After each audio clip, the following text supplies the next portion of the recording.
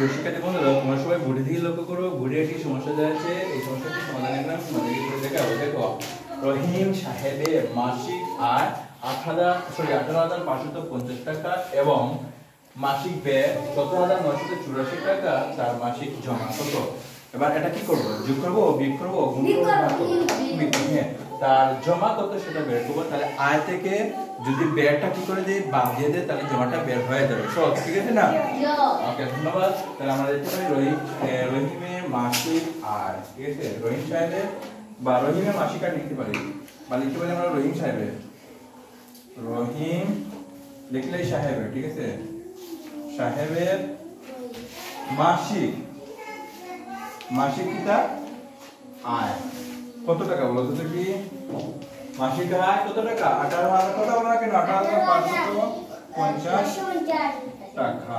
ওকে, সুতরাং আবার লিখবো রহিম সাহেবের মাসিক, এবার আয়ের জায়গায় লিখবো ব্যয়, ঠিক আছে? কি লিখবো? ব্যয় কত টাকা বলো তো দেখি? 17,984। একদম সোজা লিখবা, 17,984 টাকা, ঠিক আছে?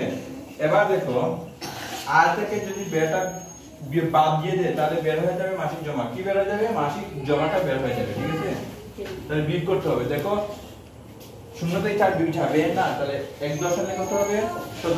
দশকের পর থেকে 1 10 আনলে কত হবে? 10। 10 থেকে 4 বিয়োগ করলে 6 থাকবে। কত থাকবে? 6। এখানে দশকের করে কত থাকলো? 4। 4 থেকে 8 বিয়োগ যাবে না, তাহলে শতকের পর থেকে 1 10 নিলে কত হবে? 14। 14 থেকে 8 বিয়োগ করলে কত হবে? বলো তো দেখি, কত থাকবে? এত লেট হলে হবে 6, ঠিক আছে? 6 থাকবে, ঠিক আছে? তাহলে এবার শতকের করে থাকবে কত? 4। 4 থেকে 9 বিয়োগ যাবে না, তাহলে এই হাজারের করে থেকে নিলাম কত? 1 10। কত হলো? 14। 14 থেকে 9 বিয়োগ করলে কত থাকে?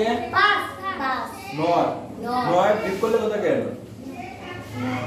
5, ঠিক আছে? ওকে, ধন্যবাদ। 5। তাহলে এগুলো থাকবে কত? 7। 7 থেকে 7 বিয়োগ করলে 0। এর থেকে বিয়োগ করলে 0, ঠিক আছে? তাহলে ভাবে শূন্য বসে না, ঠিক আছে? তাহলে 566 টাকা তোমার জমা থাকে, মাসিক জমা থাকে, ঠিক আছে? সুতরাং উত্তর হবে কত টাকা? 566 টাকা। তার মাস শেষে জমা থাকে 566 টাকা, ওনার জমা থাকে। বুঝতে পারছো? ধন্যবাদ তোমাদের সবাইকে।